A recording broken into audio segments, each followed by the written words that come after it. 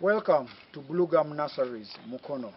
My name is Simon Ogwal Jenek. I'm a graduate of forestry and I operate this nursery as a proprietor and as a manager. We produce eucalyptus hybrid clones that were imported into Uganda from Mondi, South Africa. When you are choosing a site to locate your mother garden, one, it should be close to a water source in case you need to irrigate it. It should be flat or gently sloping. That is the best place to put your mother garden, and the soil must be deep. These mother gardens need to feed from a deep soil area and wide enough, and it should not have any rocky part. Just like you'd wish, this is a mother, you want the best, so you set up the best place. Where we are standing right now is a GU 8 mother garden. These are GUs. They are greenish but with the yellow tips. The GCs have red tips. There are 6 types that were brought from South Africa, while the GUs we had 5 types. But currently 2 GUs are in production in the country, while we have about 3 GCs in production in the country. I have been approached by new clients asking me, Mr. Ogwal, which clone is good for which area in the country? When I'm confronted with this challenge, I normally tell them that when these clones were brought into the country, NARO conducted research in the different agroecological regions of the country. We set up trials, and when we mined that data, we were able to deduce which clone is best for which area. But as a guide, the GU is very good for Lake Victoria Crescent area, and some 60 to 80 kilometers away from a major water body like Lake Victoria. GUs are also good for highland districts of western Uganda and eastern Uganda. The GCs, on the other hand, which have a red tip like this one, are good for cattle corridor areas and the most part of northern Uganda. Okay? These GCs, when you plant them the first time, they are sprinters.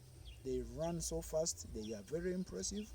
GUs, on the other hand, when you buy them and they don't seem like they are growing up, please don't be disheartened. These are what we call long distance runners. When you're going for a long distance, you don't run very fast for the first 100 meters, you will get tired. So they come very gently. After about 1 year, they start growing very fast. That's the beauty about the GUs, okay? The GCs will go for the drier part of the country. The GUs will go for where there's enough moisture and very deep-rooted soils. Some people have taken GUs to those areas. They will tell you they will grow, but they will reach a certain point and they will not gain volume because you have exhausted the fertility of that area, and so they will stagnate. They will not get volume.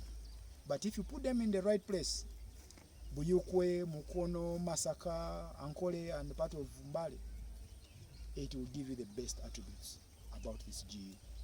That should be able to guide you. Major water bodies and amount of rainfall you receive and the duration of your dry seasons. That should guide you which clone to take to that place. And it is also not true that GUs are for what? Wetlands.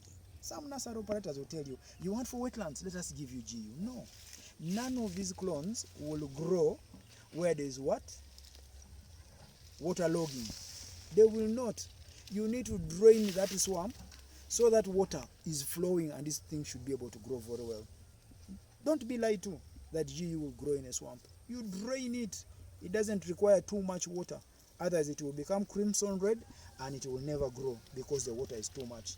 The soil must drain well for any of these clones to grow very well. When you come to a mother garden and you're picking coppices, these are what we call coppices, okay, or sprouts in a layman's language. You have to be careful not to pick a branch, okay?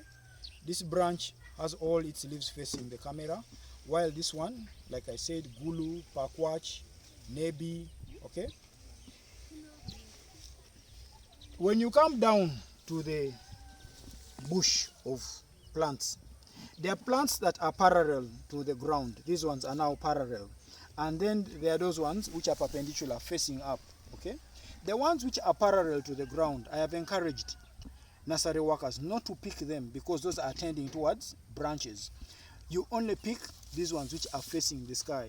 It's also good practice to come and remove them, the branches from the ramets, because they are also absorbing the nitrogen from the ground. So when you remove them, the nutrients are concentrated in only what is necessary for production.